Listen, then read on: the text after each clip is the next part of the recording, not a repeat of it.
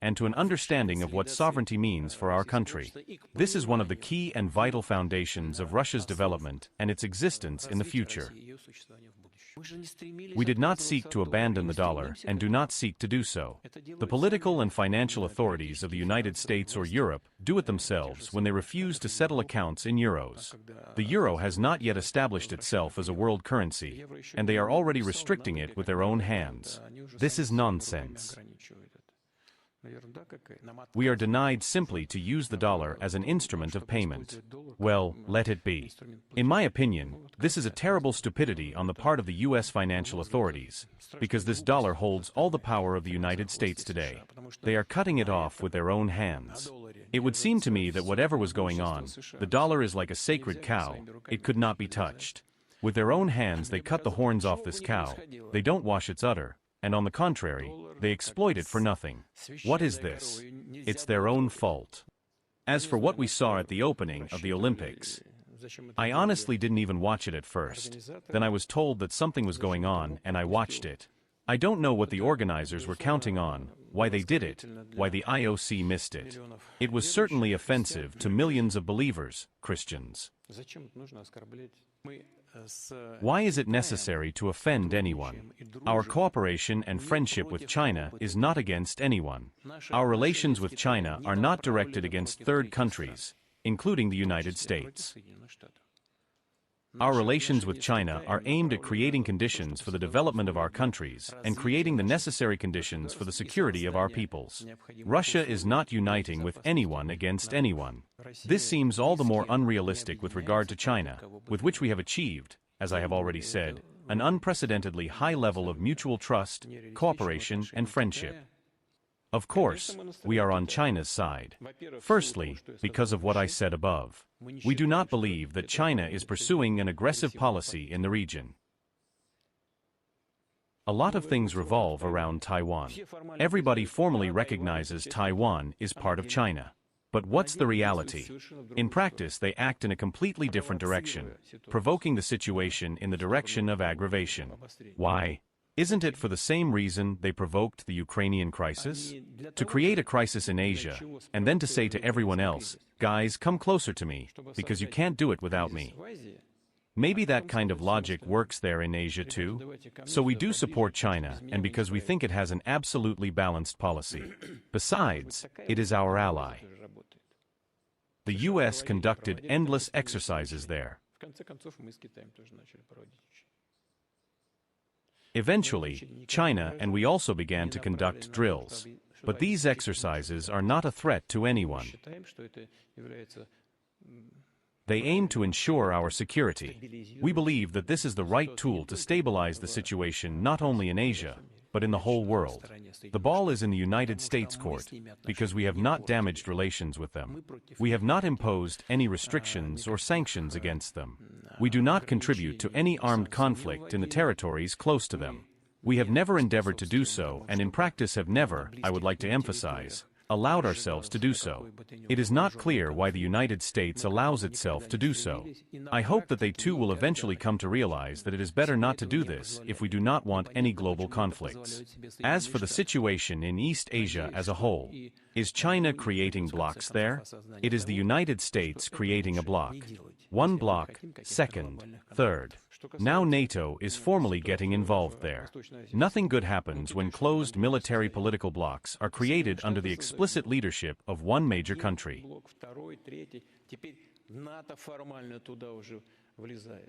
Japan imposed sanctions against us. It also put Russia on the list of threats, somewhere in some third or fourth place. What threat? What do we threaten Japan with? And they also imposed sanctions. What did we do to you? Why did you do it? Because you got an order from Washington? But somehow you could have told them, we'll think about it, without offending your partner, your ally. You had to follow orders without question. Why did you do that? I don't understand. Everything that was stipulated in the treaty between the Democratic People's Republic of Korea and the Soviet Union is simply reproduced in the new treaty with some new nuances. Yes, of course, it is aimed at ensuring security in the region and our mutual security. Journalist, Russian. Are we going to conduct drills with them? Vladimir Putin, Russian president, Russian, let's see, we can do drills. Why not? There is also Article 4, which talks about mutual assistance in case of aggression by another state. We are developing relations with India in all areas. This also applies to the economy. It is developing at a good pace, and also in various areas. For example, in the energy sector. We are ready, by the way, to supply the Indian market with oil, but supplies have increased many times over. This applies to the possibility of supplying liquefied natural gas. We are working actively in the field of nuclear energy and are building nuclear power plants in India. Our vision of what, how and where, in what spheres and at what pace our relations should develop is based on the realities of today. The reality is that the volume of cooperation is increasing many times over. The trade turnover is not as large as with China, but it is still almost $60 billion, or 58 approximately, and it is increasing every year. In the Sahel zone, people are still tormented by various semi-terrorist or terrorist groups. There is political instability inside one side or the other. Almost everybody comes to us for help. We try to help them with pleasure, within international law. At the same time, we are not trying to squeeze anyone out. Sometimes some Europeans take offense at us, saying, "You create conditions and we are being squeezed out." It has nothing to do with us, they just don't want to see you there. That's the point. In order not to create a vacuum in the security sphere, they ask us to fill this vacuum. We are trying to do our best, but only enough, but still as effectively as is required. We have always recognized Ukraine's border as part of our agreements after the collapse of the USSR. But I draw your attention, it means that in the Declaration of Independence of Ukraine, Russia supported this. It is a neutral state. But then also on that basis, we recognized the borders. But later, as you know, the Ukrainian leadership amended the Basic Law and announced its desire to join the North Atlantic Treaty Organization. And this is not what we agreed. This is first of all. Secondly, we never and nowhere support any coup. We do not support it in Ukraine either. We understand and support the people who did not agree with this coup, and we recognize their right to defend their interests. The Secretary General listened to all this, nodded silently, said, "Well, yes, well, good, but still you attacked Ukraine." I'm not joking. It's word for word, but there's no rational answer. Where's the mistake in the chain? What did I say wrong? Where did we violate international law and statutes? There are no such violations anywhere. And if we have, then the border of Ukraine should be drawn in accordance with the sovereign decisions of people who live on certain territories, which we call our historical territories. Everything depends on the dynamics of the events that are taking place. If there is no neutrality, it is hard to imagine any good neighborly relations between Russia and Ukraine. Why? Because it means that Ukraine will be constantly used as a tool in foreign hands, and to the detriment of the interests of the Russian Federation. Thus, the basic conditions for the normalization of relations will not be created, and the situation will develop according to an unpredictable scenario. We would very much like to avoid this. On the contrary, we are determined to create the conditions for a long-term settlement and for Ukraine to become an independent sovereign state, rather than being a tool in the hands of third countries and used in their interests. What is happening on the front lines, say, in the Kursk region? They entered this region, and their losses are enormous. In 3 months, the losses are more than the Kiev regime lost last year, more than 30,000 people. Well, they have lost fewer tanks now, about 200, and last year they lost about 240. They just have fewer tanks in general, so there are fewer losses here, they use less. And why are they sitting there, suffering such losses? Because the orders from overseas are to hold on at all costs, at least until the elections, to show that the efforts of the Democratic Party in the Kiev direction were not in vain. Now in many directions, in the Kupiansk direction, I do not know whether the military said it or not, there are 2 centers of blockage there. In one, Ukrainian troops are surrounded and pressed against the reservoir. A group of about 10,000 soldiers is blocked. The other is near Kupiansk. There are about 5,000 soldiers. They are trying to put pontoon crossings in order to partially break out at least. But our artillery instantly destroys them. Well, 2 directions in our area of responsibility of the center group of forces. There will probably be a third soon. The Ukrainian military sees everything, but the decision to fight is made at the political level. We are ready for peace talks, but not based on Kiev's wishes, the name of which changes from month to month, but rather based on Istanbul agreements and today's realities. Only the ceasefire should not be for half an hour and not for half a year so that shells can be brought to them, but to create conditions for the restoration of future cooperative relations in the interests of the two peoples, which are undoubtedly fraternal, no matter how much the rhetoric is complicated by today's tragic events in the relationship between Russia and Ukraine. We certainly condemn any manifestation of terrorism. The attack on Israel on October 7th is a manifestation of it. But, of course, the response must be proportionate. You know, we must now strive to minimize the suffering of the Palestinian people. We have to stop the fighting there immediately.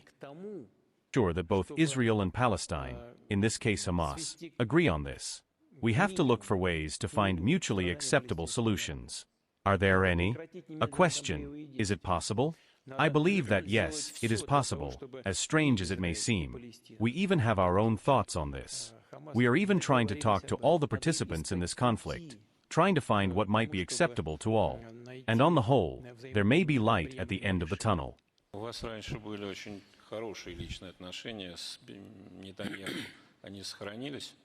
I try not to spoil anything, only to improve everything, but today's conditions are very peculiar. They put an imprint on everything, including our relations. I also had good relations with French President Emmanuel Macron. Were they bad? I also talked to German Chancellor Olaf Scholz, but at some point they decided they didn't need it. Well, if they don't need it, let it be. I'm telling you, I also had normal relations with Republican Party candidate Donald Trump. I don't know if he wants to talk to me now or not. I had normal relations with U.S. President Joe Biden as well. We met with him in Switzerland, we chatted, we talked on the phone, we called each other, we joked, we laughed. There is no Russian gas in Germany now, and the consequences are severe. Not only because of that, but including that. Now we have yet to see anything that could replace it all. I am talking to our experts, and now I will just repeat what they said. But I don't want to offend anyone, God forbid, as it doesn't sound good. I ask my colleagues, the experts, what is lacking in Europe now? The answer is that they lack brains. Not because they are stupid, no, but because economic decisions are made by politicians who have nothing to do with the economy. It's not a healthy reaction. Every word triggers a stream of consciousness. The current and newly elected president, Donald Trump, was accused of having ties with Russia. Do you remember? Then they held congressional hearings, created a commission to investigate his ties to Russia. There was nothing. There was nothing. Nothing was proven. Nothing. And yet they used imaginary ties to Russia with unimaginable energy that could have been put to better use until the last moment. That's nonsense. I would not like Russia to return to the path it followed until 2022, as I said in my speech. It was a path that involved covert, veiled intervention against our country, aimed at subjugating it to the interests of some other countries that thought they had the right to do so. Russia cannot exist in a subordinate or semi-subordinate condition. It seems to me that our people, the simplest people, ordinary citizens, have realized it. They have realized what our geopolitical opponents are trying to do to us.